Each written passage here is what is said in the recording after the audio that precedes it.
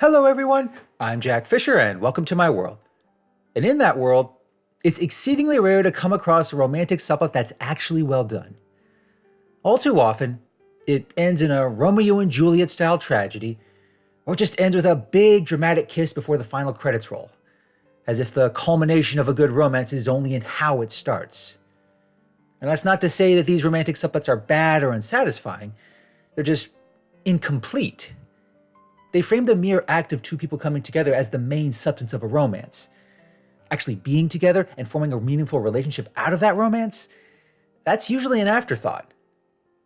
Even if you're not a romantic at heart, it's easy to see why that's flawed. But it's just as easy to understand why exploring that element of romance is so challenging. It's one thing to build drama around two characters overcoming great obstacles just to be together. It's quite another to build depth and nuance to their relationship once they are together.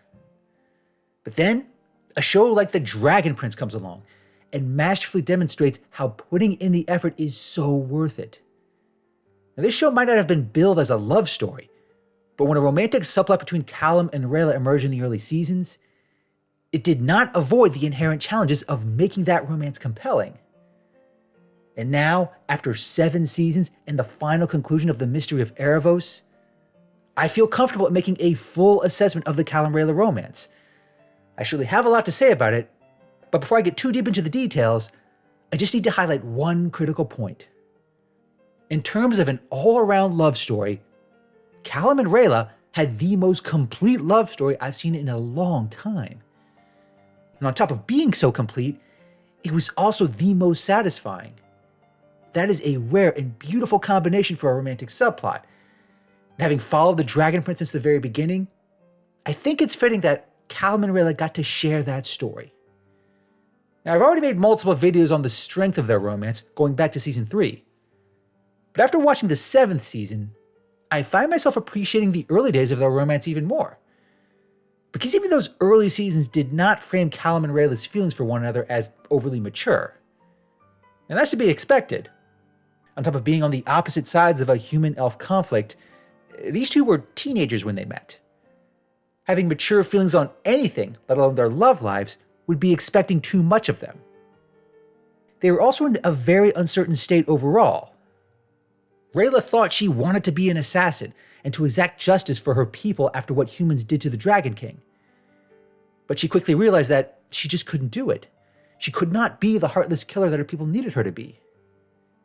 Callum was in a similar situation in that he was the prince and stepson of King Harrow, but he didn't really know what that meant for him. He was never going to be crowned king, and he didn't have the stature or skill to be a warrior. It really wasn't until he crossed paths with Rayla that he found his true calling as a mage. The journey they end up going on, and the journey they end up sharing, it helps them both realize who they are and who they want to be. Saving the Dragon Prince and getting him back to his mother really forces them to grow up quickly. But along the way, they just happen to fall in love. Sure, it's a messy and awkward process, as most things with teenagers tend to be. But it lays out a solid foundation for later seasons. And rather than fall into the same traps as so many other romantic subplots, locking them in some never-ending state of will they or won't they, it allows them to both fall in love, profess that love, and develop a meaningful connection out of it. That particular aspect of Callum and Rayla's love story was beautifully done. It doesn't just lay out how they fall in love, it firmly establishes why they fell in love and why they work so well together. It goes beyond chemistry, attraction, and teenage hormones. Callum and Rayla really do bring out the best in one another. And whenever one of them slips up or does something dumb, they're not afraid to call each other out. That is a pretty mature dynamic that you don't usually get in many romantic subplots. Not every interaction needs to be dripping with melodrama. These two are just as capable of having simple, quirky moments that you'd expect from two people navigating a multitude of challenges. But when it comes to facing real emotionally charged tension, the later seasons do a great job of making it impactful for all the right reasons.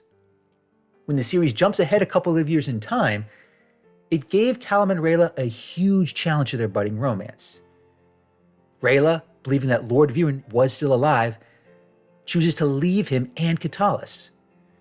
She never says goodbye to him directly, opting instead to leave a heartbreaking note. Now, in retrospect, It was a bad decision made for bad reasons on Rayla's part. Even though her suspicions about Viren proved to be true, the way she went about it really did hurt Callum. And he did not hide how much it hurt him, even if he was immature about it at times. But the fact that these two are allowed to make such bad decisions, and the fact that they were allowed to hurt one another like this, that actually gave greater complexity to their romance. Just talk to anyone who has ever been in a serious relationship with anyone. In most cases, there are instances where one or both of them slip up, make mistakes, or hurt one another, often unintentionally. For Callum and Rayla, her leaving really shook them both, and for much of season 4 and 5, they struggled to navigate the aftermath. It was not easy, nor should it have been. The fact that Callum made it difficult for Rayla at times makes for plenty of melodrama, but it also reflects the fact that they're both still pretty young. They're still dealing with all these complicated romantic feelings as you might expect for a couple of teenagers. It's not going to be all roses, kisses, and cuddles. If their love is to have real depth, they have to deal with one another when they're doing something foolish, reckless, or hurtful. You could make the case that seasons 4 and 5 drag that process out more than necessary. But in the end, I think the events of those seasons helped give Callum and Rayla's relationship greater depth. And if there was one moment in this particular process where that depth really showed, it came during the latter parts of season 5 when the whole team was captured by the pirate Finnegan. Once again, Callum found himself in a tough predicament. Finnegan tells him that if he does not use dark magic to kill the archdragon of the ocean, he'll just use Rayla and bait to lure the dragon into his sights. Now, Callum knows better than anyone how much even a small use of dark magic can corrupt someone. He witnessed firsthand what it did to Lord Viren, and he's seeing it have the same effect on Claudia.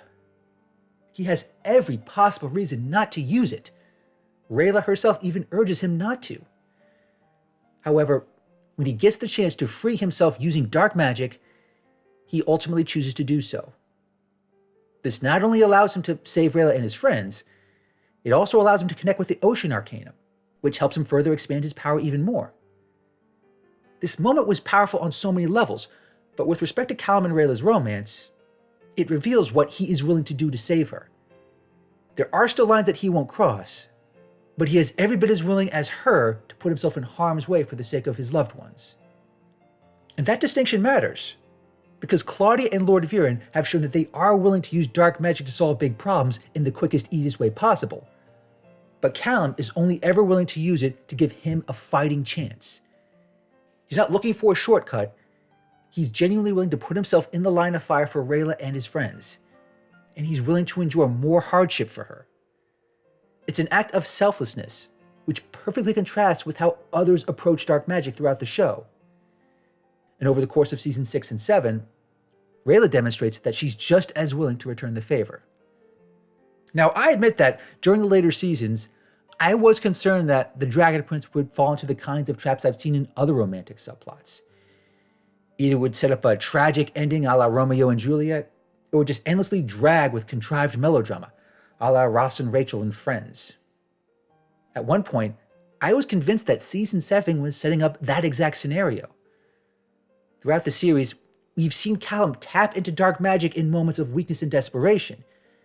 By the end of season 5, it's established that he will cross that line to save Rayla even when she urges him not to. It was always going to come down to how they approached the final battle with Erebos, and where they were romantically when that moment finally comes. To that end, season 7 really leaned into how much their relationship had evolved, because by this point, Callum and Rayla had successfully endured mistakes, heartbreak, and just being inexperienced teenagers. They actually start discussing things like building a life together for the long term. Rayla flat out says that he's stuck with her now. Wherever one goes, the other follows. And Callum even entertains thoughts of just living with Rayla and Zadia. It even makes for some of the best and funniest moments of the season. Just see the remark about him wanting to have 10 babies with Rayla, as well as their reaction. Even though Runan is not enthusiastic about Rayla falling in love with a human, he doesn't ultimately fight it. He seems to understand that it is a losing battle. But beyond the cute, silly moments between these two, it also ventures into a critical aspect of romantic subplots that's seldom explored. Whereas the act of falling in love often provides the real meat of the story, the idea of building a future together tends to get overlooked. It's rarely framed as something dramatic or engaging. That's why so many romantic subplots feel short-sighted and incomplete in the end. Whatever happens after the big kiss or the royal wedding, that's often left up to the audience's imagination. But with Callum and Rayla, Season 7 establishes that they want that future together. They want to be part of one another's lives, no matter where it might lead. Whether it's Zadia, Katalis, or the furthest ends of the world. Their lives are now entwined. But if they want that future, they still have to go through Erebos. They still have to confront this conflict that's already taken so much for them both. It might have been easier and plenty dramatic if this just led to some sort of heartbreaking sacrifice. But instead, it creates a situation where Callum and Rayla need to trust each other in critical moments. Callum had to put himself at risk against Erebos, knowing that using dark magic would make him vulnerable. And Rayla had to trust him to only do what was necessary and nothing more. And if that didn't happen, she had to be the last resort. It was a genuinely tense, heart-wrenching moment. But in the end, they got through it with the help of their friends and every personal connection they'd cultivated along the way. Those same connections all played a role in helping them come together, be together, and even imagine a future together. That future still has conflicts. The end of Season 7 left numerous issues unresolved. But in the end, Callum and Rayla know where they stand. They know where they came from, why they fell in love, and why they want to be together. You can go back and see all the moments that built towards it. The fact that it wasn't love at first sight, and that they had to endure mistakes and heartache along the way, that makes building their overall love story messier, but much more endearing. After the events of Season 7, it's genuinely easy to see these two together many years into the future, building a life, having a family, and finding their place in a world that needs to rebuild from multiple wars. Now, the love story for Callum and Rayla could have gone in so many directions. It could have been needlessly drawn out. It could have become bland and uninspiring. It could have even derailed the entire plot of The Dragon Prince. But instead, it became a catalyst for making this story within this show better on so many levels. Because in a fantasy world where elves, dragons, and humans wage wars from centuries of atrocities and injustices, the idea that a human and an elf can fall in love so completely perfectly embodies a hope for something better. Thanks for watching, everyone, and thanks for joining me in my world. Please remember to like, comment, and subscribe, and until next time, take care and stay safe.